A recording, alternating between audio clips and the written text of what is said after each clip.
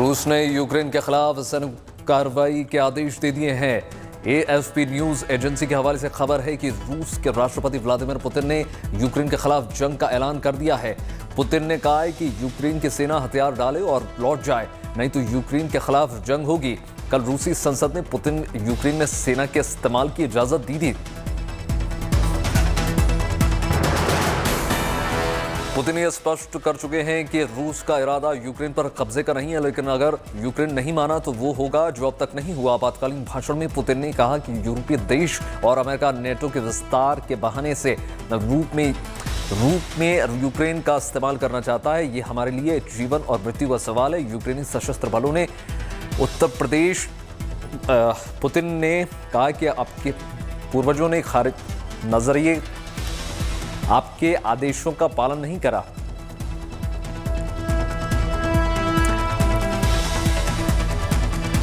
और घर जाओ, पुतिन ने कहा। धमकी के अंदाज में उन्होंने यह भी कह दिया कि इस मामले में दखल देगा उसे परिणाम भुगतना होगा। रूस के यूक्रेन पर सैन्य कार्रवाई के ऐलान के बाद यूक्रेन की राजधानी कीव के अलावे कई जगहों पर धमाके की खबर है। उड़ीसा शहर में भी धमाके की आवाज सुनी गई। यूक्रेन का दावा है कि रूस ने बैलिस्टिक मिसाइल से हमला किया। रूस का दावा है कि उसने फौजी अड्डों पर हमला किया है, जबकि रिहायशी इलाकों पर नहीं। रूस के यूक्रेन पर कार्रवाई के ऐलान के बाद अमेरिका के राष्ट्रपति जो बाइडेन ने पुतिन के कदम की निंदा की और मानव जीवन के विनाशकारी नुकसान की चेतावनी दी है। अमेरिकी राष्ट्रपति जो बाइडेन ने यूक्रेन के खिलाफ रूस के बिना किसी उकसावे और अनुचित बताया। उन्होंने मानव जीवन के विनाशकारी नुकसान की चेतावनी दी थी। अमेरिकी प्रतिनिधि सभा के स्पीकर नैन्सी पेलोसी ने भी रूसी राष्ट्रपति पुतिन की तुलना हिटलर से की। रूस और यूक्रेन के बीच युद्ध संकट पर संयुक्त राष्ट्र सुरक्षा परिषद में फिर बैठक जारी है। एक हफ्ते में दूसरी बार यूक्रेन संकट पर आपात बैठक बुलाई गई। इस बीच यूक्रेन रूसी हमले की आशंका को देखते हुए अपने सारे एयरपोर्ट बंद कर दिए गए हैं और राष्ट्रीय आपातकाल घोषणा कर दी गई।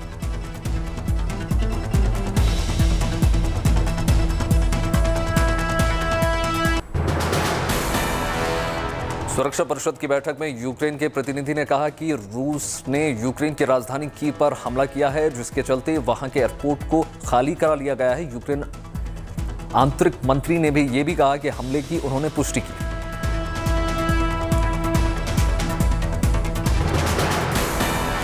संयुक्त राष्ट्र सुरक्षा परिषद की बैठक में भारत ने कहा कि यूक्रेन रूस समस्या का हल बातचीत के जरिए निकाला जाना चाहिए और सभी पक्षों की सुरक्षा सुनिश्चित होनी चाहिए। We had called for urgent de-escalation of tensions and emphasized on sustained and focused diplomacy to address all issues concerning the situation. However, we note with regret that the calls of the international community to give time to the recent initiatives undertaken by parties to diffuse tensions were not heeded too. The situation is in danger of spiraling into a major crisis. We express our deep concern over the developments which, if not handled carefully, may well undermine the peace and security of the region. We call for immediate de-escalation and for refraining from any further action that could contribute to a worsening of the situation. We call on all parties to exert greater efforts to bridge divergent interests. I would like to underline that the legitimate security interests of all parties should be fully taken into account. India has consistently advocated at the United Nations the need for peaceful settlement of disputes in accordance with international law and with agreements entered into by parties concerned. रूस के Ukraine पर हमले के ऐलान के बाद अंतर्राष्ट्रीय बाजार में कच्चे तेल की कीमत $100 प्रति बैरल के पार पहुंच गई है। दुनिया के शेयर बाजारों में भी गिरावट देखी जा रही है। रूस के साथ युद्ध की आशंका के बीच यूक्रेन में मार्शल लॉ का ऐलान कर दिया गया है। पहले से ही यूक्रेन में इमरजेंसी का ऐलान किया गया। यूक्रेन के संसद को अगले 48 घंटों में इस मुद्दे पर देनी है अपनी सहमति।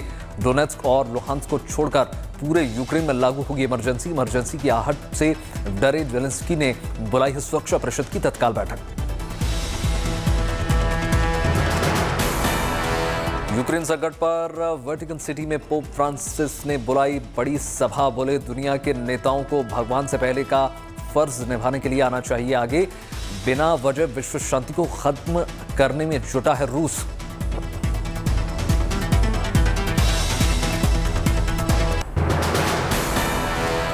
यूक्रेन से 182 भारतीय लोगों को लेकर एक फ्लाइट सुबह 7:40 पर दिल्ली पहुंची। इस फ्लाइट में ज्यादातर वो छात्र हैं जो यूक्रेन में पढ़ाई के लिए गए थे। भारत का विदेश मंत्रालय यूक्रेन भारतीयों के निकालने के तत्पर है और जिसकी वजह से यूक्रेन से लोगों को भारत लाया जा रहा है। इस बीच भारतीयों को लाने कीव गई एयर इंडिया की फ्लाइट वापस लौट रही है।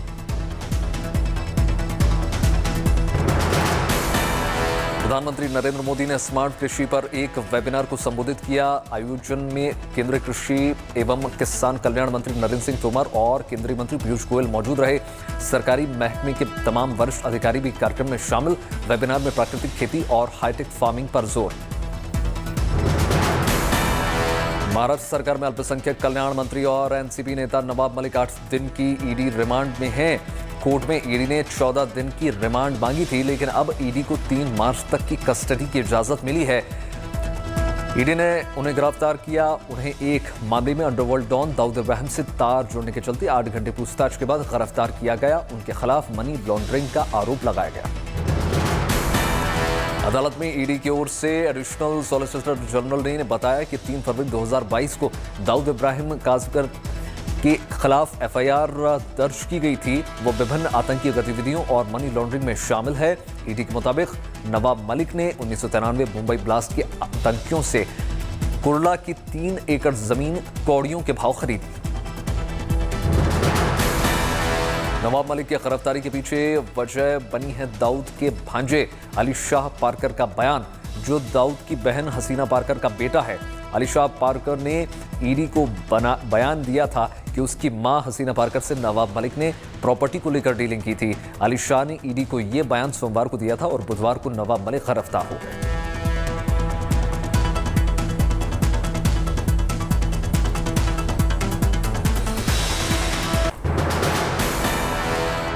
मलिक की गिरफ्तारी के बाद राजनीतिक सरगर्मी बढ़ गई है। एनसीपी चीफ शरद पवार के घर सिल्वर ओक पर पार्टी के वरिष्ठ नेताओं की मीटिंग हुई। मीटिंग के बाद मुख्यमंत्री उद्धव ठाकरे से मिलने उनके सरकारी बंगले वर्षा पर पहुंची। ठाकरे ने भी राज्य के गृह मंत्री के साथ बैठक की। बीजेपी ने मामले में नवाब मलिक के इस्तीफे की मांग की है। वहीं एनसीपी ने इस्तीफे से इनकार कर दिया है। महाराष्ट्र विकास आघाड़ी अब केंद्र सरकार के खिलाफ जोरदार प्रदर्शन की तैयारी कर रहा है। पश्चिम बंगाल की मुख्यमंत्री ममता बनर्जी ने भी शरद पवार को फोन किया, जहां पूरे मामले में महाराष्ट्र सरकार के साथ खड़े होने का भरोसा दिया। उत्तर प्रदेश में विधानसभा चुनाव के चौथे फेज में 9 जिलों के 59 सीटों पर मतदान हुआ, जहां करीब 59.33% वोटिंग हुई। 2017 में इन्हीं 59 सीटों पर 62.55% मतदान हुआ था, यानी इस बार करीब 3% वोटिंग कम हुई है। 2012 में इन 59 सीटों पर 57.52% वोटिंग हुई थी। वहीं 2012 की तुलना में 2017 में वोटिंग में 5% का इजाफा हुआ था। इन 9 जिलों में सबसे ज्यादा मतदान लखीमपुर खीरी में हुआ, जहां करीब 64% मतदाताओं ने मताधिकार का इस्तेमाल किया। ये वही इलाका है जहां किसानों को कुचलने के मामले में केंद्रीय मंत्री अजय टेनी के बेटे आशीष टेनी आरोपी हैं। वोटिंग के दौरान भारी सुरक्षा के बीच टेनी वोट डालने पहुंचे, जहां उन्होंने मीडिया से दूरी बनाते हुए वोट डाला। लखीमपुर खीरी से सटे हुए पीलीभीत में करीब 62% मतदान हुआ। सबसे कम 56.9% उन्नाव सीट पर वोटिंग हुई। शुक्रवार को 5वें चरण के प्रचार का आखिरी दिन है, जहां हर पार्टी ने पूरा जोर लगा रखा है। कल प्रधानमंत्री नरेंद्र मोदी ने बाराबंकी में रैली की, जहां अखिलेश पर उन्होंने जमकर निशाना बोला। प्रधानमंत्री ने परिवारवाद और आतंकवाद को लेकर समाजवादी पार्टी को घेरने की कोशिश की। उत्तर प्रदेश में 5वें चरण का प्रचार तेज हो गया है। प्रधानमंत्री नरेंद्र मोदी की आज उत्तर प्रदेश में 2 रैलियां होनी हैं। ये रैलियां अमेठी और प्रयागराज में होंगी। अमित शाह भी बहराइच और बस्ती में रैलियां करेंगे। बाराबंकी में आज प्रियंका गांधी वाड्रा भी रैली करेंगे। इसके अलावा वो गोंडा में भी प्रचार करेंगे। उत्तर प्रदेश के सीएम बाराबंकी, बहराइच, श्रावस्ती और अयोध्या में प्रचार करेंगे।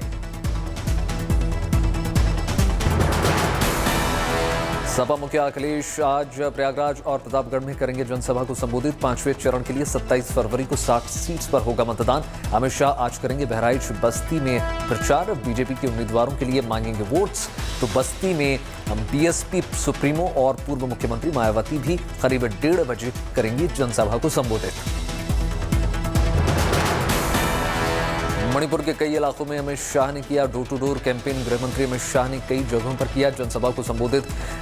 कहा कि बीजेपी की सरकार आएगी तो मणिपुर में विकास और शांति के रास्ते खुलेंगे। अमित शाह ने कांग्रेस पर हमला बोलते हुए कहा कि मणिपुर पहले हिंसा, घुसपैठ और भ्रष्टाचार के लिए जाना जाता था। बीजेपी की सरकार में 9,500 से ज्यादा युवा हथियार छोड़कर मुख्य धारा से जुड़े हैं। ग्वालियर में जैन मुनि ने ज्योतिरादित्य सिंधिया के मुख्यमंत्री बनने की भविष्यवाणी की है। गजरत महोत्सव में शामिल होने के लिए ज्योतिरादित्य सिंधिया ग्वालियर गए थे, जहां एक महायज्ञ आयोजन किया गया, जिसमें कई संत शामिल होने के लिए ग्वालियर पहुंचे।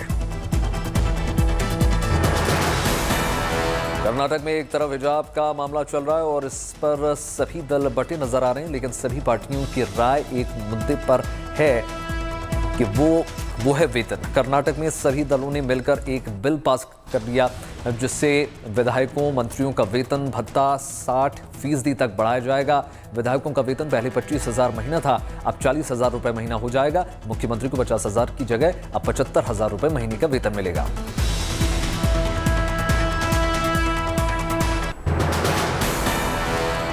राजस्थान में पुरानी पेंशन स्कीम को बहाल कर दिया गया है। उत्तर प्रदेश चुनाव में भी पेंशन का बड़ा मुद्दा बन गया है। पेंशन पर फैसला गहलोत सरकार ने राजस्थान के बजट 2022 में लिया। करोड़ों महिलाओं को स्मार्टफोन देने का भी बजट में ऐलान कर दिया गया है।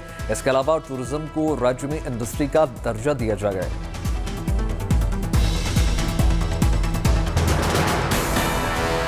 गोवर्धनगंज विधानसभा में विधायक भूपेश चौबे ने जनता की नाराजगी दूर करने के लिए जनसभा में माफी मांगी। विधायक भूपेश चौबे यही नहीं रुके, उन्होंने उठक बैठक भी लगाई। उन्होंने जनता को विश्वास दिलाने की पूरी कोशिश की कि जो गलती उनसे हुई है अब नहीं होगी।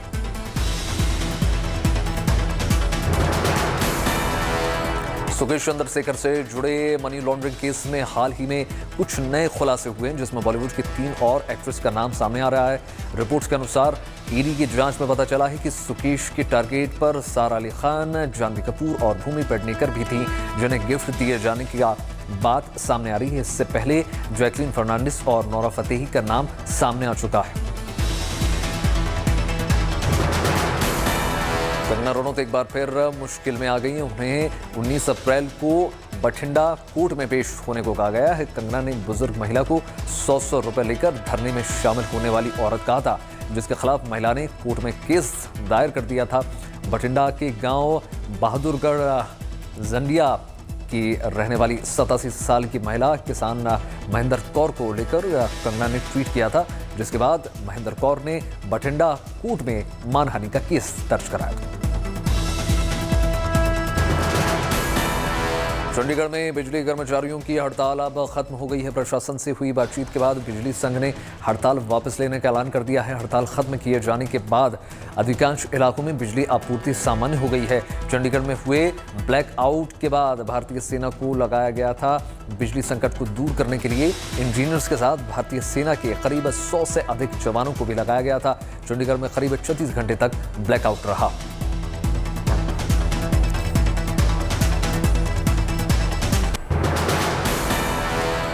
दिल्ली एयरपोर्ट के T1 टर्मिनल पर यात्रियों को वर्ल्ड क्लास सुविधाएं मिलने वाली हैं। दिल्ली एयरपोर्ट का ये नया टर्मिनल खास तौर पर ऐसा बनाया गया है जो वर्ल्ड क्लास सुविधाओं से लैस है।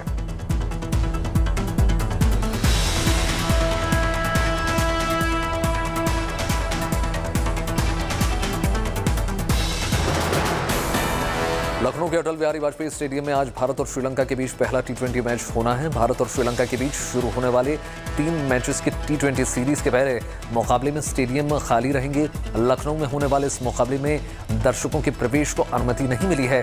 सूर्य कुमार यादव और दीपक चहर पहले T20 मैच में नहीं खेलेंगे। दोनों खिलाड़ी इंजरी की वजह से मैच से बाहर हो गए। लखनऊ में श्रीलंका के कप्तान रासुन शनाका की प्रेस कॉन्फ्रेंस। शनाका ने कहा कि भारत से मुकाबले के लिए हम तैयार हैं। लखनऊ T20 से 24 घंटे पहले श्रीलंका की मुश्किलें बढ़ गई हैं। Star player Wanindu Hasaranga series से बाहर हो गए।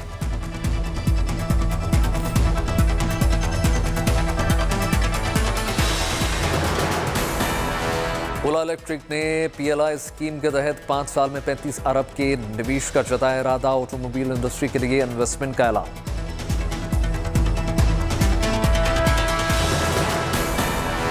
मारुति सुजुकी ने लॉन्च किया बलेनो का फेसलिफ्ट वर्जन। ऑनलाइन या नेक्सा डीलरशिप से बुक कर सकेंगे।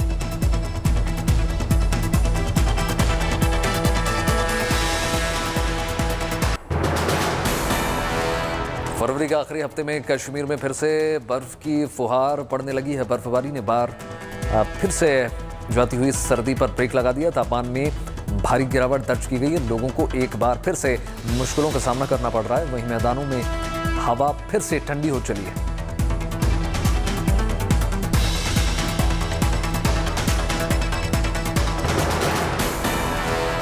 अमेरिका के यूटा स्टेट से हैरान कर देने वाला मामला सामने आया है। 4 साल के बच्चे ने पुलिस अधिकारी पर चलाई बंदूक। बच्चे की गोली से बाल बाल बचे पुलिस अधिकारी। पुलिस का दावा है कि मैकडॉनल्ड्स स्टोर पर बच्चे को बंदूक चलाने का इशारा खुद उसके पिता ने किया था।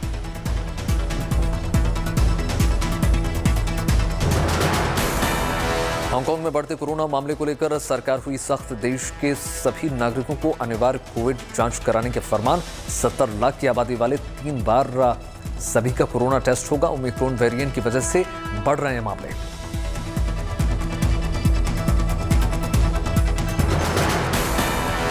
टेनिस की वर्ल्ड रैंकिंग में नोवाक जोकोविच को पीछे छोड़कर दानियल मेदवेदेव बनेंगे नंबर 1 खिलाड़ी।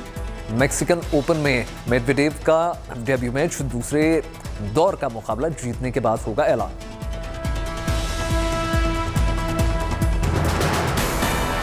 दुबई में आयोजित एक भव्य समारोह में दुनिया की सबसे सुंदर इमारत वाले म्यूजियम ऑफ द फ्यूचर का उद्घाटन। 7 मंजिला और 77 मीटर ऊंची इमारत को बनाने में लगे हैं 9 साल। विश्व की सबसे ऊंची इमारत बुर्ज खलीफा से कुछ ही दूर पर स्थित है म्यूजियम ऑफ द फ्यूचर।